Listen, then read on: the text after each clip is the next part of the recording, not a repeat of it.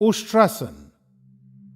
उष्ट्र एक संस्कृत शब्द है जिसका हिंदी में अर्थ होता है ऊंट। इस आसन में आपके शरीर की स्थिति ऊंट के पीठ के उठे हुए हिस्से की तरह हो जाती है। इस आसन को करने के लिए सबसे पहले आप वज्रासन में बैठ जाएं। हाथों को घुटनों पर रखते हुए शरीर को सर से पांव तक सीधा रखें। अब हम धीरे धीरे वज्रासन से अर्ध उष्ट्रासन की ओर बढ़ेंगे।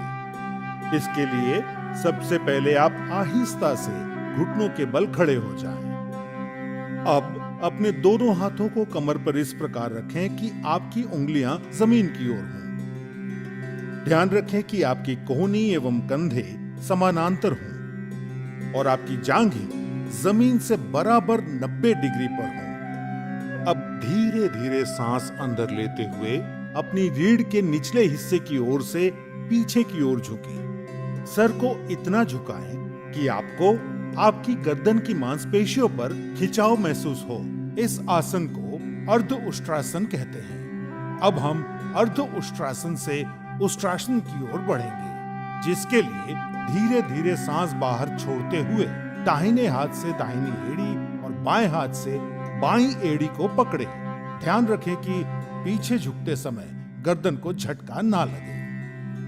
सामान्य रूप से सांस लें और छोड़ें।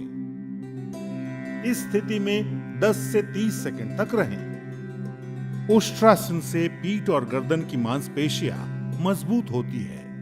ये आसन सर और सीने में रक्त संचार को बेहतर बनाता है। इस आसन को करने से दृष्टि में सुधार होता है। ये पेट और कूल्हों की चर्बी घटाने में मदद करता है। यदि आपको हर्निया, चक्कर या गठिया की शिकायत हो तो यह आसन ना करें। हृदय रोग और उच्च रक्तचाप के रोगी ये आसन ना करें। अगर आपके पेट में चोट लगी हो या आप गर्भवती हो तो भी ये आसन ना करें। 10 से 30 सेकंड इस आसन में रहने के बाद अब आप एक लंबी गहरी सांस लें और धीरे से अपनी गर्दन को सामान्य करते हुए अपनी कमर को सीधा करें और वापस अपनी एड़ियों पर बैठते हुए वज्रासन की स्थिति में आ जाएं। और अब वज्रासन में हैं। सामान्य रूप से सांस लें और छोड़ें। उष्ट्रासन को नियमित रूप से करने पर आप कब्ज, जो कि शरीर के कई अन्य रोगों का कारण होता है, उससे हमेशा के लिए छुटकारा पाकर एक स्वस्थ जीवन व्यतीत कर सकते हैं।